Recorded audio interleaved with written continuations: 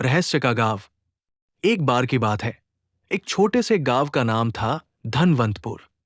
ये गांव अपने शांत वातावरण और सुंदर नजारों के लिए जाना जाता था। लेकिन इस गांव में एक रहस्य था।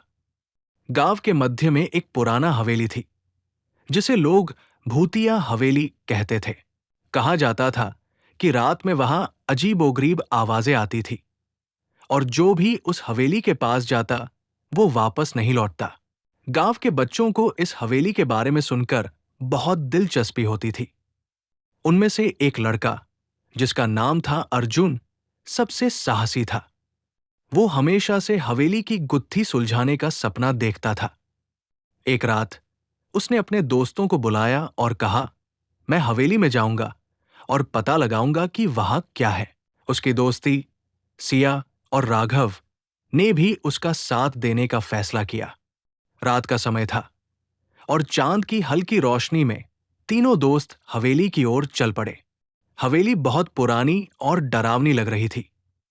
दरवाजे पर एक बड़ा ताला था, लेकिन अर्जुन ने दरवाजे को जोर से धक्का दिया और वो खुल गया। अंदर जाते ही उन्हें एक अंधेरी सीढ़ी दिखाई दी। वे धीरे धीरे सीढ़ियों पर चढ़ने लगे। ऊपर पहुंचने पर उन्हें एक बड़ा कमरा मिला। कमरे में पुरानी किताबें, जर्जर फर्नीचर और एक बड़ा आईना था। अचानक एक ठंडी हवा का झोंका आया और कमरे की खिड़की अपने आप खुल गई। सभी बच्चे डर गए, लेकिन अर्जुन ने साहस न खोते हुए आईने के पास जाकर किताबें देखने का फैसला किया। वहां एक पुरानी डायरी मिली। अर्जुन ने उसे खोला और पढ़ा। उसमें लिखा था, यह हवेली एक जादूगर की थी, जिसने अपने जादू से लोगों को फंसा कर रखा था। उसे हर 100 साल में एक नए शिष्य की आवश्यकता होती है। बच्चों ने समझा कि इस हवेली का रहस्य केवल जादूगर नहीं, बल्कि उसके द्वारा किए गए अंधेरे कर्म भी है। तभी अचानक आईने में एक छाया दिखाई दी। बच्चे डरकर पीछे हट गए। वो छाया एक वृद्ध जादूगर की थी, जिसने कहा, तुम यहां क्या कर रहे हो? तुम मेरे शिष्य बनने नहीं आए हो? बच्चों ने कहा, नहीं, हम तो सिर्फ इस रहस्य को सुलझाने आए हैं। जादूगर ने मुस्कुराते हुए कहा, अगर तुम मुझसे अपना डर मिटा सकते हो तो मैं तुम्हें यहां से जाने दूंगा। अर्जुन ने हिम्मत जुटाई और कहा, हम डरेंगे नहीं, हम अपने गांव को बचाना चाहते हैं।